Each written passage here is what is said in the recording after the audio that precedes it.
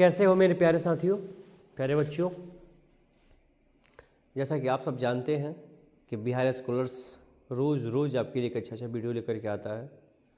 तो उसी अच्छी शुरुआत के साथ आज हम फिर से एक अच्छी शुरुआत करने वाले हैं, जिसमें आज हम पढ़ने वाले हैं मानव में श्वसन। श्वसन क्या होता है मैंने आपको पहले भी बता चुका है। इसके पहले हमने पौधों में श्वसन क्या होता है हम लोग पढ़े हैं। और आज का हमारा जो टॉपिक है वो होने वाला है मानव में श्वसन। मानव बोले तो बेटा ह्यूमन, जैसे आप हैं, हम हैं, बाकी आपके जो रिलेटिव्स हैं, ये सब लोग क्या है, मानव हैं, मनुष्य हैं। तो हमारे अंदर श्वसन कैसे होता है, आपको पता है कि श्वसन के बारे में कि आप जानते हैं कि श्वसन क्या एक नॉर्मल सा कह सकते हैं कि एक प्रोसेस है, जिसमें क्या होता है, जो हम लोग खाना खाते हैं वो खाना पचता है और पचने के बाद उस खाने से क्या होती है, एनर्जी बाहर आती है, एनर्जी निकलती है, ऊर्जा निकलती है। और इसी जैविक प्रक्रिया को, इसी बायोलॉजिकल प्रोसेस को हम श्वसन कहते हैं। अगर कोई पूछे कि श्वसन का डेफिनेशन क्या होगा, इसकी परिभाषा क्या होगी, तो क्या बोलेंगे आप बताएंगे कि श्वसन एक ऐसी जैविक प्रक्रिया है जिसमें क्या होता है, पचा हुआ भोजन जलकर क्या करता है, ऊर्जा को देता है। मतलब पचे हुआ भोजन क्या करेगा, बर्न करेगा, जलेगा, टूटेगा, तो उससे क्या होगी, ऊर्जा बाहर निकलती है। और उसी ऊर्जा का इस्तेमाल हम लोग किसके लिए करते हैं, अपनी बॉडी की अलग अलग फंक्शन को कंप्लीट करने के लिए। इसके अलावा हम लोग अदर एक्टिविटी को परफॉर्म करने के लिए, हमारी ग्रोथ में, है कि नहीं, इन सब चीज़ों में क्या होती है, एनर्जी इस्तेमाल की जाती है। तो आखिर ये एनर्जी हमारे शरीर में किस तरीके से आती है, कौन सा ऐसा समीकरण है जिस समीकरण यह साबित करता है कि मानव में श्वसन इस तरीके से होता है।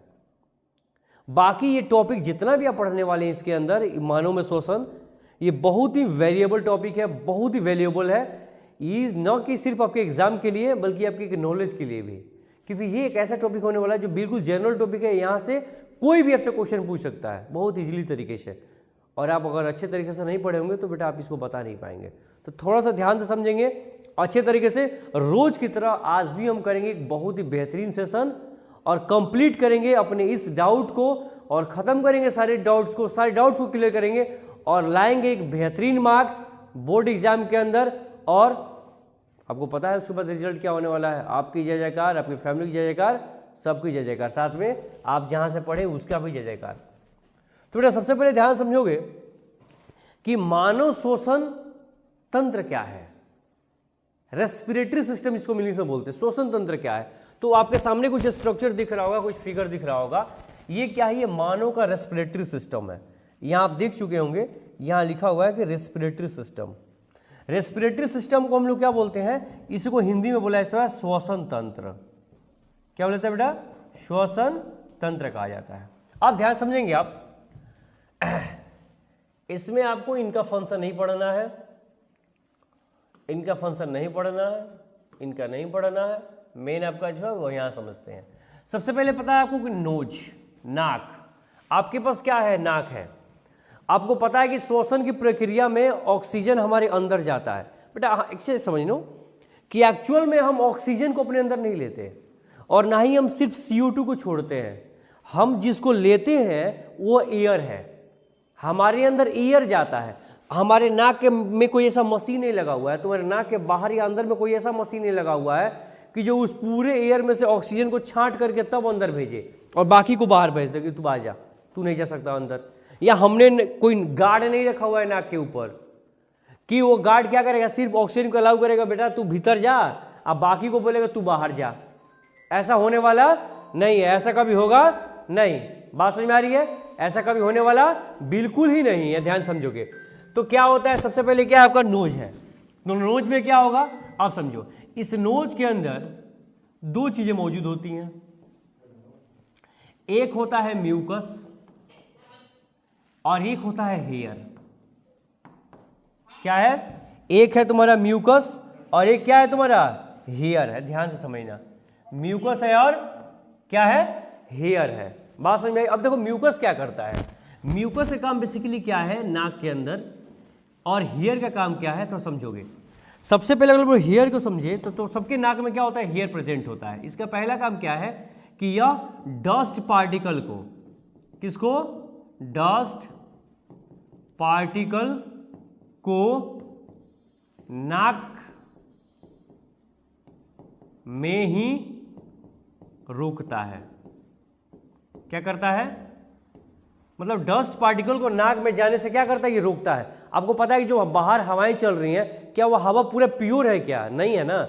उस हवा के अंदर धूल के कण हैं और उन धूल के कणों को भी हम अंदर लेते हैं। मैंने अभी क्या बताया कि नाक में कोई ऐसा मशीन नहीं लगा हुआ है जो मशीन एयर में से ऑक्सीजन को छांट के उसमें से बाहर निकाल के तब हमारे नाक को भेजे। ऐसा कुछ भी नहीं लगा हुआ। बात आ रही समझ में? ऐसा कुछ भी लगा हुआ नहीं है। तो उस एयर के अंदर जो डस्ट पार्टिकल है, जो धूल के कण हैं, वो धूल के कण भी क्या होते हैं? हमारे अंदर जाते हैं। तो धूल के कण क्या होते हैं? साइज में थोड़े बड़े होते हैं। तो हमारा नाक के अंदर जो हेयर प्रेजेंट है, वो हेयर क्या करता है? उन पार्टिकल को, उन कणों को वहीं रोक लेता है। म्यूकस क्या करता है? तो म्यूकस या नाक के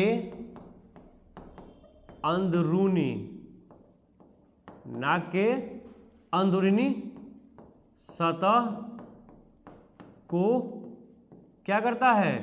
सुरक्षा देता है। आई बात समझ में? आप सबके नाक के अंदर देखिए लाइनिंग है ना।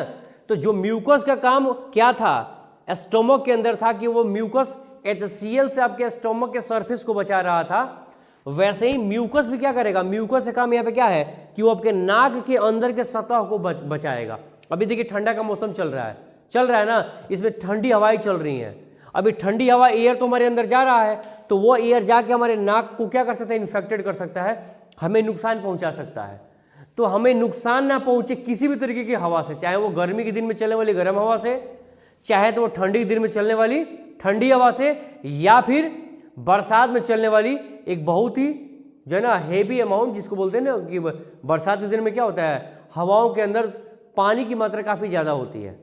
तो वैसे एयर से भी जो हमारे पूरे नाक को प्रोटेक्ट करके रखता है, मतलब नाक के अंदर के सतह को प्रोटेक्ट करके रखता है, सुरक्षित रखता है, उसका नाम म्यूकस है। हेयर का काम क्या है? डस्ट पार्टिकल को नाक के बाहर ही रोक लेना, मतलब नाक के अंदर ही रोक लेना, उसको एयर के साथ मिक्स करके अंदर नहीं भेजने देता है, मतलब नहीं जाने देता है। आई बात समझ में? क्या करेगा? हेयर डस्ट पार्टिकल को नाक के अंदर ही रोक देगा, उसको एयर के साथ नहीं जाने देगा। Is it clear? आगे बढ़ते हैं। आप देखो, जैसे ही यहां से क्या होता है, आपके नाक से एयर इंटर करता है, तो आगे मिलता है आपको लैरिंग्स। लैरिंग्स क्या है? तो इसी को हम लोग बोलते हैं वॉइस बॉक्स। क्या बोलते हैं? वॉइस बॉक्स, यानी कि वो बॉक्स जहां से आवाज निकल रही है। अभी हम बोल रहे हैं ना, मेरे माउथ के द्वारा साउंड प्रोड्यूस हो रहा है ना, मेरे मुंह के द्वारा साउंड निकल रहा है ना, आवाज निकल रही है ना, तो ये आवाज कैसे निकल पा रही है? बिकॉज मेरे पास लैरिंग्स है। ऐसे आपके पास भी लैरिंग्स होगा। तो लैरिंग्स क्या करता है? इसको वॉइस बॉक्स कहते हैं। इसी की वजह से हम लोग बोल पाते हैं। तो अब एयर इस लैरिंग से होते हुए कहाँ आता है? नीचे आता है। अब जैसे ही नीचे आओगे तो तुम क्या देखोगे बाबू? तुम देखोगे कि यहाँ पे नीचे में एक सी टाइप का, कैसा?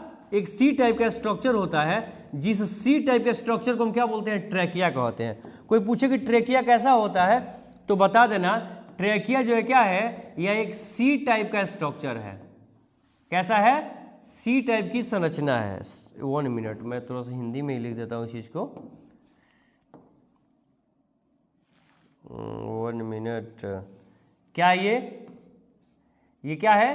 सी टाइप की क्या है? संरचना है। सी टाइप की संरचना है। कौन? ट्रैकिया। क्लियर? अब ध्यान समझोगे, जैसे ही तुम नीचे की तरफ आओगे, देखो ये ट्रैकिया 2 भाग में बटा हुआ है, एक इधर गया और एक इधर गया है ना इधर। अब ध्यान समझो बेटा, इसी 2 भाग को, यानी कि 2 भाग में जो ट्रैकिया बटा है ना, इसी को लोग ब्रोंकस कहते हैं। क्या बोलते हैं? ब्रोंकस कहते हैं।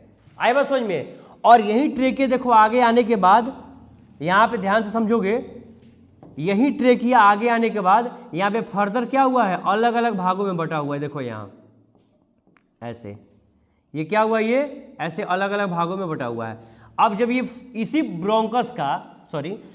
ब्रोंकस का फर्दर डिवीजन होता है, मतलब ये ब्रोंकस आगे चल के फिर बंटता है, अलग होता है, तो इसी को हम लोग ब्रोंक्यूल्स कहते हैं। क्या कहते हैं? ब्रोंक्यूल्स। मेरी बात तो ध्यान समझोगे। एक ऊपर से आया क्या? तुम्हारा विंड पाइप, मतलब इसका नाम क्या है? इसका नाम क्या है? इसका नाम है तुम्हारा विंड पाइप। Wind pipe. आए बात समझ में? इसको बेटा हिंदी में कहते हैं श्वास नली। यह है तुम्हारा विंड पाइप, श्वास नली। अब एयर ऊपर से आ रहा है, ये पूरा ऊपर से आ रहा है लाइनिंग, और ये आने के बाद क्या हुआ, ये दो भाग में ऐसे बट गया। ऐसे दो भाग में क्या हुआ, ये बट गया। क्या हुआ, ये दो भाग में, ये दो भाग में से क्या हुआ है, बट गया है। तो ये जो दो भाग में बटा है ना, इस दो भाग को क्या बोलते हैं, ब्रोंकस कहते हैं। क्या कहते हैं, यहां याद रखोगे, इसको क्या बोलेंगे, ब्रोंकस। नीचे आओगे तो यही ब्रोंकस जब फर्दर क्लासिफाइड होता है, फर्दर बढ़ता है, तो इसको हम ब्रोंक्यूल्स कहते हैं। क्या बोलेंगे इसको, ब्रोंक्यूल्स। आइवस इसको ब्रोंक्यूल्स कहा जाता है। अब ये ब्रोंक्यूल्स के अंदर आओगे तो जैसे इस ब्रोंक्यूल्स के अंदर आओगे तो इसी ब्रोंक्यूल्स में तुम्हें एक बैलून टाइप का स्ट्रक्चर देखने को मिलेगा। कैसा स्ट्रक्चर, बैलून टाइप का स्ट्रक्चर देखने को मिलेगा कुछ इस तरीके से। देखो यहाँ पे है ये गोल सा, ये गोल सा, ये गोल गोल जो स्ट्रक्चर तुम्हें दिख रहा है ना बैलून टाइप के, ऐसे इन्हीं को हम लोग क्या बोलते हैं, इन्हीं को हम बोलते हैं एल्वोली। क्या बोला जाता है इनको, एल्वोली कहा जाता है। एल्वोली क्या कहते हैं इनको, एल्वोली कहा जाता है। आए बात समझ में? अब तुमको आसानी से पता है कि तुम्हारा लंग्स दो भाग में बटा हुआ है, तो राइट साइड वाले को राइट लंग्स और लेफ्ट वाले को लेफ्ट लंग, यानी कि राइट लंग इधर लेफ्ट लंग, यानी कि जो राइट में है उसको क्या बोलेंगे, राइट लंग, जो लेफ्ट उसको क्या बोलेंगे, लेफ्ट लंग। नीचे बेटा देखो आओगे तो तुमको इस शेप में कुछ इस तरीके से एक स्ट्रक्चर दिखाई देता है, जिस स्ट्रक्चर का नाम क्या है,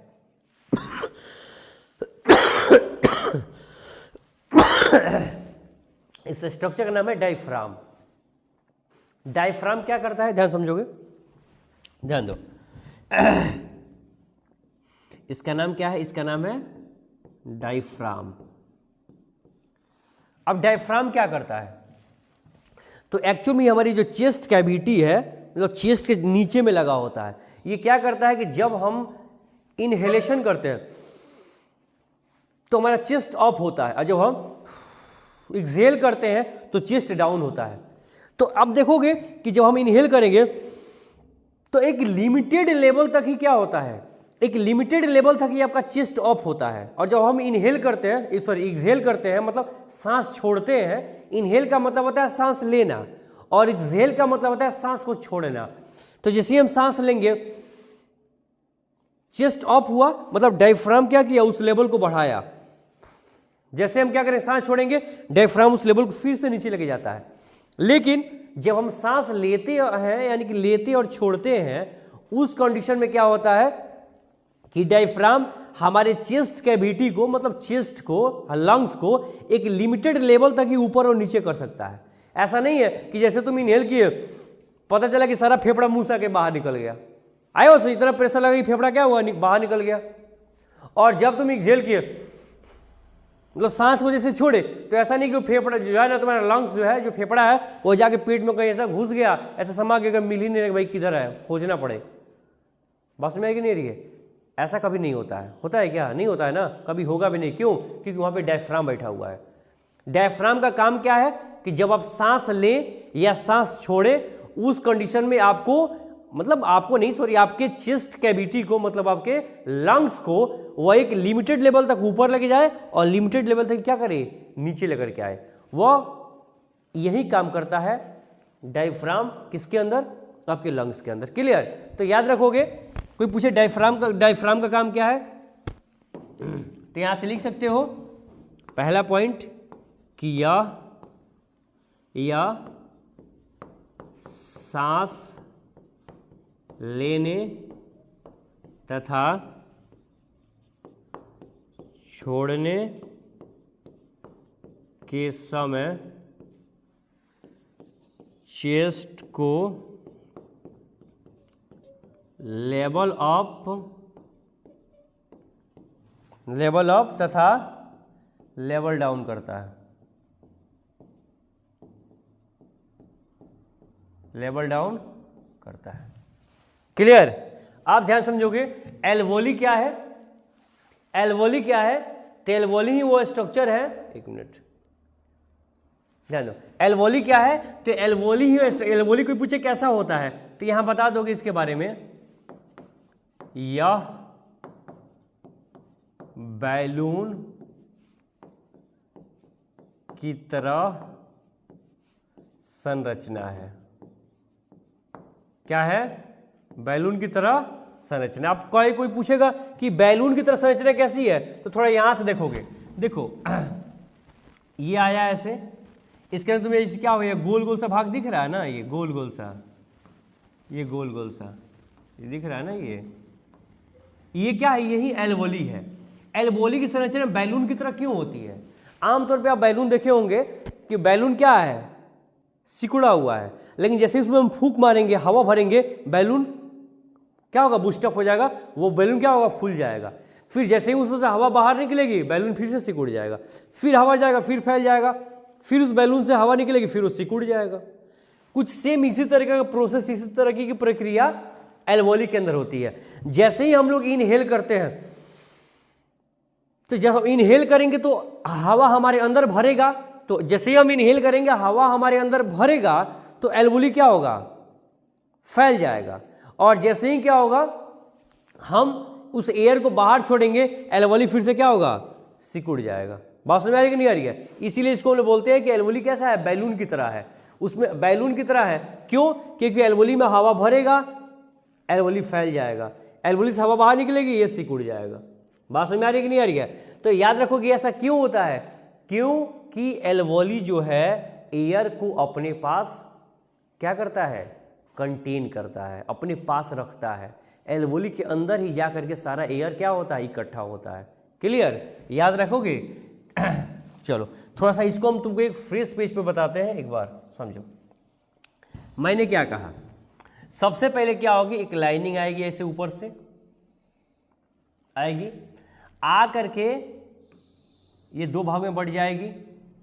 क्लियर, आई बात समझ में? तो इसको मैंने क्या बोला था, इसको मैंने बोला था कि बेटा ये तुम्हारी क्या है, श्वास नली है। क्या है, श्वास नली है। फिर मैंने क्या बताया, फूड पाइप, यही फिर आगे आकर क्या बनेगा, यही फिर आगे क्या करेगा, ये सी टाइप स्ट्रक्चर में क्या होता है, बढ़ता है। इसको मैंने क्या बताया, हम लोग इसी को ट्रैकिया कहते हैं।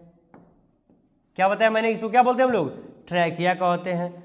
अब थोड़ा और ध्यान समझोगे, अब क्या होता है कि यही ट्रैकिया जब आकर दो भाग में से बढ़ जाता है तो इसको हम लोग क्या बोलते हैं, इसको हम लोग ब्रोंकी कहते हैं। क्या बोलते हैं, ब्रोंकी। अब जब यही ब्रोंकी क्या होता है, फर्दर डिवाइड होता है, यानी कि ये अलग अलग ऐसे स्ट्रक्चर में डिवाइड हो जाएगा, ऐसे स्ट्रक्चर में क्या होगा, डिवाइड हो जाएगा। तो हम इसी स्ट्रक्चर को क्या बोलते हैं, हम इसी स्ट्रक्चर को ब्रंक्यूल्स कहते हैं। ब्रंक्यूल्स, ब्रंक्यूल्स से हिंदी क्या होगा इसका थोड़ा सा देख लेना, ब्रंक्यूल्स कहते हैं। आए बात समझ में? अब इसी ब्रंक्यूल्स के अंदर तुम देखोगे बाबू तो क्या होगा, यहाँ पे आप देखेंगे ऐसे, तो ऐसे क्या होता है, एक बैलून टाइप का स्ट्रक्चर होता है। इसी में क्या होगा, ऐसे एक बैलून टाइप का स्ट्रक्चर लगा होगा, एक संरचना होगी, और इसी संरचना को हम लोग क्या बोलते हैं, इसी को हम लोग बोलते हैं एल्वोली, या एल्वोलाई भी इसको कहा जाता है। कुछ लोग इसको एल्वोली कहता है, कुछ लोग इसको एल्वोलाई कहता है। क्लियर। अब ध्यान समझो, मैंने क्या कहा कि इसमें कौन सा, ये ले लो, ये लो। देखो अब तुम देख रहे हो कि नाक से होते, नाक का क्या काम था मैंने बता दिया। अब तुम ऊपर से देख रहे हो कि यहाँ से हवा आ रहा है, 1 मिनट, यहाँ से क्या हो रहा है, यहाँ से हवा यहाँ इंटर कर गया तुम्हारे श्वास नली के अंदर होते हुए। अब वो हवा जैसे ही यहाँ आती है, वो हवा क्या होता है, इधर निकलना स्टार्ट कर देता है, जाना शुरू कर देता है। अब हवा को जिधर दे जैसे जगह मिलेगा वैसे जाएगा। अब हवा ये आ गया और यहाँ आकर के सारा इकट्ठा होना शुरू हो गया। इस स्ट्रक्चर का नाम क्या है, इस स्ट्रक्चर का नाम एल्वोली है। मैंने क्या बताया अभी कि जब तुम इसमें हवा भरोगे ये फूल जाएगा, जब यहाँ से हवा निकलेगी ये सिकुड़ जाएगा। इसका काम यही है। क्या है, किसका काम है एल्वोली का, कि हवा मिलने पर फूल जाना और हवा निकलने पे सिकुड़ जाना। आई बात समझ में? अब समझो, अब यहाँ पे जो पहुंचा है, इस जगह पे जो पहुंचा है वो कौन है, यहाँ पे पहुंचा है बेटा आपका एयर, मतलब कि हवा। यहाँ पे कौन है, यहाँ पे जो कौन है, हवा है। और आपको पता है कि हवा क्या है, हवा को हम लोग क्या बोलते हैं, इसको बोलते हैं गैसों का मिश्रण। क्या बोलते हैं इसको, गैसों का मिश्रण, उसको हवा बोलते हैं ना। मतलब यहाँ पे एयर में क्या क्या मौजूद है, थोड़ा ध्यान से समझेंगे बाबू। यहाँ पे तुम्हारे हवा में O2 है, CO2 है, नाइट्रोजन है, सब गैसेस हैं, जितनी भी गैसेस एयर में है वह सब है, बहुत सारी गैसेस हैं। ऐसा नहीं है कि तुम सिर्फ ऑक्सीजन लिए, नहीं, तुमने एयर लिया और वो एयर सारा कहाँ जाके इकट्ठा हो गया है, एल्वोली के अंदर इकट्ठा हो गया है।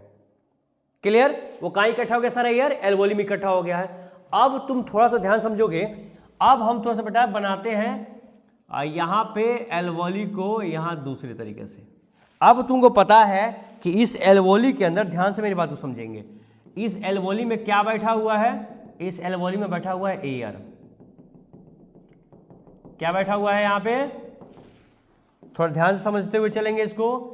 यहाँ बैठा हुआ है, एक मिनट, यहाँ बैठा हुआ है कौन, AIR, एयर मीन्स हवा। अभी मैंने क्या बताया, हवा का मतलब क्या होता है, गैसों का मिश्रण। मतलब इस हवा में सारे गैसेस मौजूद है, सारा गैस है, CO2 भी है उसके अंदर O2 भी है, उसके अंदर नाइट्रोजन भी है, सारी गैसेस है उसके अंदर। अब तुम समझो कि यह एल्वोली के ठीक पीछे, इस एल्वोली के 1 मिनट, इस एल्वोली के ठीक पीछे में आओगे तो यहाँ पे बाबू होता है ब्लड वेसल्स। क्या होता है, यहाँ होता है ब्लड वेसल्स। इसको हम लोग बोलते हैं क्या, इसको बोलते हैं ब्लड, यानी कि हिंदी में रक्त वाहिकाएं। यहाँ क्या होती हैं, रक्त वाहिकाएं होती हैं। बात समझ में आ रही कि नहीं आ रही है, क्या होती है यहाँ पे, रक्त वाहिकाएं होती हैं। तो रक्त वाहिकाएं होंगी तो उसमें क्या दौड़ेगा बाबू, उसमें क्या दौड़ेगा, उसमें ब्लड दौड़ेगा, उसमें रक्त दौड़ेगा। इसमें क्या है, इसके अंदर होता है रक्त, खून। क्या होता है, खून। अब रक्त वाहिकाएं के अंदर क्या दौड़ रहा है, खून दौड़ रहा है। और वो खून कहाँ जा रहा है, ब्लड सारा कहाँ जा रहा है, एल्वोली में। और तुम क्या देख रहे हो कि हवा कहाँ पे आके बैठा हुआ है, एल्वोली के अंदर। तो अब यहाँ पे रक्त दौड़ता है, तो कौन सा रक्त दौड़ता है, तो यहाँ पे याद रखोगे बाबू, यहाँ याद रखोगे, यहाँ पे दौड़ता है लाल रक्त। कौन सा रक्त, लाल रक्त। लाल रक्त बोले तो लाल खून दौड़ता है यहाँ पे। क्लियर, अब समझो, अब लाल रक्त जो दौड़ेगा, लाल खून जो दौड़ेगा तो क्या होगा। अब ये लाल रक्त के अंदर आप सबको पता है, इधर ध्यान देंगे, आप सबको पता है कि लाल रक्त के अंदर क्या होता है, इसमें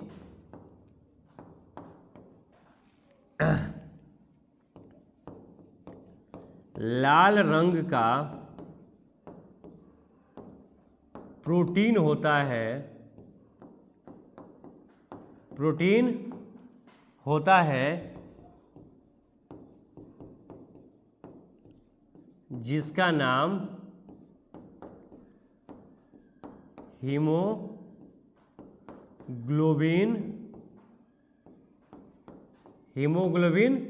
है। मतलब स्टार्टिंग से पढ़ते आ रहे हो कि बेटा खून जो है तुम्हारा वो लाल क्यों है, क्योंकि उस खून के अंदर क्या है, एक प्रोटीन है, एक पिगमेंट है जिसका नाम हीमोग्लोबिन है। उस हीमोग्लोबिन की वजह से उसका रंग कैसा होता है, रेड होता है, लाल होता है। और वही इस ब्लड में है जो यहाँ पे दौड़ रहा है।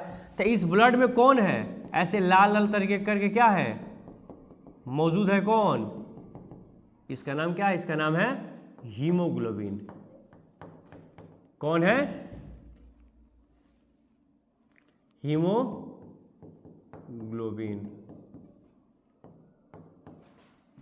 कौन है यहाँ पे, हीमोग्लोबिन है। आई बात समझ में। अब ध्यान समझो कि अब हीमोग्लोबिन ही वो यूनिट है जो इस एयर में से किसको ढूंढता है, ऑक्सीजन को ढूंढता है। किसको ढूंढेगा, ऑक्सीजन को। सारा एयर आके यहां बैठा हुआ है, लेकिन यहां से किसी की हिम्मत नहीं है कि वो क्या हो जाए, तुम्हारे शरीर की कोशिकाओं में जा सके। तो इस एयर में से हीमोग्लोबिन ही क्या करता है, उस ऑक्सीजन को बाहर निकालता है। क्या करेगा, ऑक्सीजन को बाहर निकालेगा। इस पॉइंट को याद रखोगे। यहां पे हम लिख देते हैं पहला पॉइंट,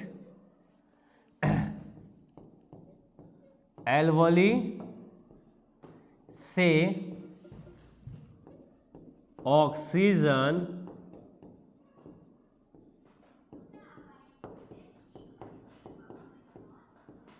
निकालने का काम हीमोग्लोबिन करता है। कौन करता है? हीमोग्लोबिन करता है, जिससे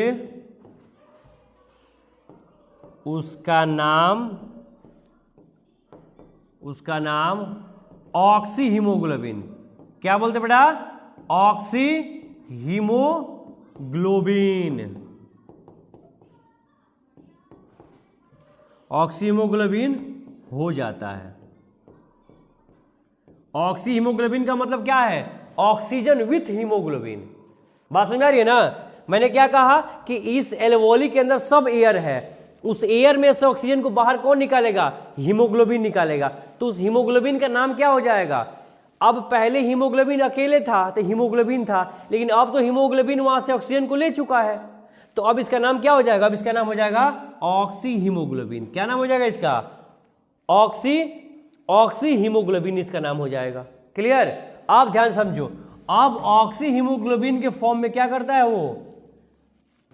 अब क्या करता है वो? ले करके ऑक्सीजन को लेके आएगा। कहां लेकर के आएगा? ध्यान समझोगे।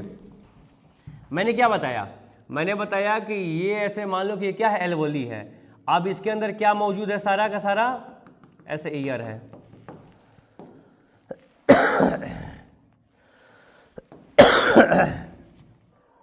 इसके पीछे में से क्या लगा हुआ है? रक्त वाहिकाएं लगी हुई हैं। अब इसके अंदर आ गया, जा रहा है, कौन जा रहा है? अब इसके अंदर जा रहा है रक्त। रक्त किसको लेके जा रहा है? तो रक्त लेके जा रहा है किसको? ऑक्सीजन को। मतलब इसके अंदर क्या है? ध्यान समझोगे। इसकी उसको हम बोलते हैं ऑक्सी हीमोग्लोबिन। मैंने अभी बताया पिछले पेज पे क्या बोलते हैं इसको? Oxy haemoglobin. ठीक है? क्या बोलते हैं इसको? ऑक्सी हीमोग्लोबिन बोलते हैं। मतलब क्या? ध्यान समझोगे। अब ये जा रहा है, कहां जाएगा? तो तुमको एक बड़ा सा स्ट्रक्चर यहां मौजूद है, जिसका नाम क्या है? इसका नाम है कोशिका। इसका नाम है कोशिका। अब तुमको पता है कि हम लोग जब पढ़े थे मनुष्य में पोषण, तो वहां देखे थे कि क्या, वहां क्या देखे थे? वहां देखे थे कि कोशिका में खाना पच के जा करके C6H12O6 के फॉर्म में बैठा हुआ है, बैठा है ना। और ये हीमोग्लोबिन क्या करेगा? यहां से ले जा करके और इस ऑक्सीजन को इस सेल में क्या करेगा? छोड़ देगा। क्या करेगा? यहां पे ले जाके इस सेल में छोड़ देगा। किसको? ऑक्सीजन को। किसको छोड़ेगा? 1 मिनट। किसको छोड़ेगा? ऑक्सीजन को छोड़ेगा।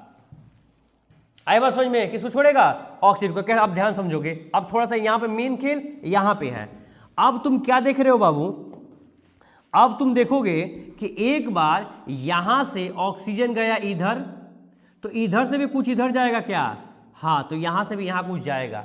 यहां से यहां जो गया वो कौन था? वो था ऑक्सीजन। कौन था? ऑक्सीजन था। यहां से देखो ये कौन गया है? ये ऑक्सीजन गया। लेकिन यहां से इसमें फिर यानी कि कोशिका से फिर ब्लड में, रक्त में जो जाएगा उसका नाम क्या होगा? उसका नाम होगा CO2। और कोई पूछे कि CO2 किस प्रोसेस से कोशिका से फिर रक्त में जाता है, तो बता देना, यहां पे लिख देते हैं।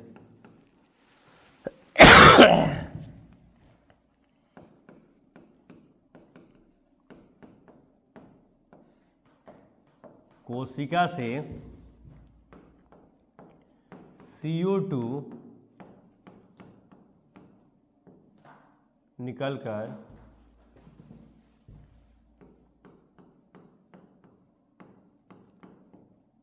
कोशिका से CO2 निकलकर रक्त में डिफ्यूजन, किस प्रोसेस से? डिफ्यूजन की प्रक्रिया निकलकर रक्त में डिफ्यूजन की प्रक्रिया द्वारा क्या होता है, पहुंचता है। क्लियर, क्या होगा, पहुंचता है। ध्यान समझना, मैंने भी क्या बताया कि एल्वोली के अंदर से ऑक्सीजन को लेने वाला कौन था, ब्लड था। आए बात समझ में। लेकिन कोशिका के अंदर से CO2 को ब्लड लेता नहीं है, वो बोलता है कि हम तुमको लेके नहीं जाएंगे, तुम बहुत बदमाश है। अब वो खुद गया था किसको लाने, ऑक्सीजन को लाने गया था, लेकिन इसको लाने नहीं जाएगा। वो बोलेगा नहीं नहीं तुमको लेके नहीं जाएंगे, तुम बहुत बदमाश आदमी है। लेकिन ये बेचारा है थेथर, कौन, कोशिका, सॉरी CO2 कार्बन डाइऑक्साइड। ये क्या हुआ, ये कार्बन डाइऑक्साइड फट से क्या किया, इस कोशिका से कूद के किसमें घुस गया, ब्लड में। किसमें घुस गया, ब्लड में। और फिर ये जाने लगा। अब ये फिर क्या हुआ, CO2 जाने लगा और फिर यहां पे जाएगा। अब क्या, फिर से यहां से क्या होगा, यहां से निकल के CO2 चला जाएगा किसके अंदर, एल्वोली के अंदर। और फिर अब इसके अंदर क्या हो गया, अब यहां पे पहुंच गया CO2। और फिर हम क्या करेंगे, जब हम सांस छोड़ते हैं तो इसी CO2 को क्या करते हैं, फिर अपने नाक के द्वारा बाहर कर देते हैं। इसी CO2 को क्या करेंगे, हम अपने नाक के द्वारा बाहर कर देंगे। और कुछ इस तरीके से ऑक्सीजन जो होता है वह हमारी कोशिकाओं में पहुंचता है। तो ध्यान समझोगे, कोई पूछेगा गैसों का आदान प्रदान कितने जगह होता है, तो 2 जगह। कितने जगह, 2 जगह। एक जगह यहां पे, एक जगह यहां पे हुआ, और एक जगह कहां हुआ, एक जगह यहां पे हुआ। तो इस पॉइंट को भी लिख लोगे, ये दूसरा पॉइंट लिख लोगे क्या, मानव शरीर में, मानव शरीर में गैसों का आदान प्रदान, गैसों का आदान प्रदान 2 जगह होता है। कितने जगह, 2 जगह होता है। आई बात समझ में, कितने जगह होगा, 2 जगह। पहला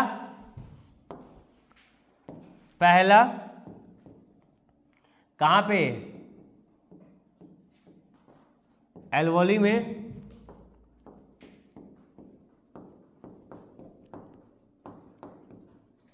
हुआ ना। तुम देखे ना कि एल्वोली से क्या हुआ, रक्त जो था, ब्लड जो था, क्या किया, ऑक्सीजन को लेकर के आया। तो एक बार यहां हुआ, यानी कि ऑक्सीजन आया और CO2 अंदर गया। एल्वोली से ऑक्सीजन आया ब्लड में, और क्या हुआ, ब्लड से CO2 निकल गया एल्वोली में। एक जगह यहां हुआ, एक जगह यहां हुआ, किसके द्वारा, कोशिका से रक्त में, फिर रक्त से कोशिका में, गुड। और दूसरा क्या याद रखोगे, कहां पे होता है, एक हो गया एल्वोली में, दूसरा कहां होगा, कोशिका में।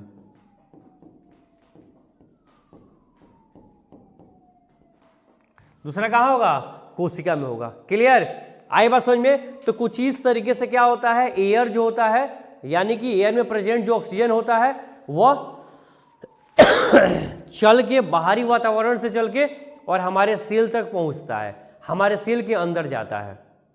क्लियर हो गया, कहां जाता है, हमारे सेल के अंदर जाता है। अब हमारे सेल के अंदर जाने के बाद वो ऑक्सीजन, ये जो पहुंच गया है O2, अब ये ऑक्सीजन कैसे इस ग्लूकोज पे एक्शन करेगा और यहां से तोड़ के कैसे वो ऊर्जा को बाहर निकालेगा, इस चीज को हम देखेंगे नेक्स्ट एपिसोड में, यानी कि नेक्स्ट लेक्चर के अंदर। क्लियर, आगे बात समझ में। यहां तक कोई भी अगर कंफ्यूजन हो तो आप एक कमेंट जरूर जो है राइट करें कमेंट बॉक्स के अंदर। मैंने 50 बार कहा है, अभी भी कह रहा हूं कि मैं पूरी कोशिश करूंगा कि आपको बहुत बेहतर तरीके से, एकदम ईजी वर्ड में समझाया जा सके, जिससे आप बहुत बेहतर तरीके से समझ सके। क्लियर, तो ध्यान समझ गए, यहां तक कोई कंफ्यूजन नहीं है। कोई कंफ्यूजन हो तो बेटा जरूर पूछे कमेंट बॉक्स के अंदर, अपने जो है ना कमेंट, जो भी डाउट है उसको राइट करें। हम पूरी कोशिश करेंगे कि आपको हम उस चीज़ से संतुष्ट कर सकें। क्लियर, तो समझ में आ गया। आज हमने क्या पढ़ा है, मैं एक बार फिर से रिमाइंड कर दूं कि किस तरीके से ऑक्सीजन हमारी कोशिका के अंदर पहुंचता है। क्यों, क्योंकि कोशिका के अंदर ही श्वसन की प्रक्रिया होती है, और जब तक कोशिका के अंदर ऑक्सीजन नहीं पहुंचेगा, श्वसन की प्रक्रिया कंप्लीट होने वाली नहीं है। और कोशिका के अंदर से पहुंचने के लिए इतने सारे टर्म से क्या होता है, गुजरना पड़ता है उस ऑक्सीजन को, तब जाकर वो हमारी कोशिका में पहुंचता है। क्लियर। अब कोशिका में पहुंचने के बाद वह किस तरीके से एक्शन करेगा, इसको हम लोग देखने वाले हैं कब, नेक्स्ट सेशन के अंदर। गुड, तब तक के लिए आप सबको बहुत बहुत शुभकामनाएं लेक्चर देखने के लिए, समझने के लिए। अब बहुत बहुत धन्यवाद। Thank you, have a nice day.